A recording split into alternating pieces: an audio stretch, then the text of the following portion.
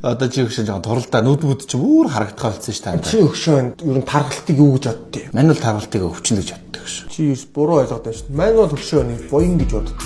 За хуулихгүй чи лүви шат онтос бойл. Буйны тарга гэж байдаг хөөхшөө. Хүүхд тах чи ямар байлаа? Хөрөгчөө онгоолон хөрөгч чинь талах маасл байхгүй. Ялаа нисээ ялаа нь хөрөгчөндөө өлбрөө төгцөө айл өгч чи болгош. Хөгш нь бол баян затахлан буянтаа сэхэттэй айл өгт. Чи алим идэж үзэх би алим идэ явчихсан. Чи өндгийг мөрөөддөг бол манайх дахиатай байлаа шүү дээ өгш. Хавчны мах ядаж өслөө. Чи 8 альжиг чи арай л гэдэг Google-ийн кинон дээрээ л харж ирсэн. Хөгш нь тэгэхээр ширээн дээр харж илээс 2 настай да 8 альж идэ явж ирсэн үг шүү дээ. Энд чин зэнда шатлал те тэнгэр газрын юм ярьж шүү дээ өгш. Чи Монгол 4 өдрөлтөө орон халан хүүтэн багчууд даараад хөрчөөл чөмөгчин зарчих хөгшний чи өөх хамгаалаад чи джипэд суувал чи аавынхаа машиныг унтсан юм шиг харагдахад хөгшнөө суухад өөр юм шиг харагдах. Чамд ингээ алтан бүгд зүйлгүүл чамд алцахгүй. Хүний хулгайч карманы хулгайч харагдах. Хөгшөнд нь зүгүүл гоё.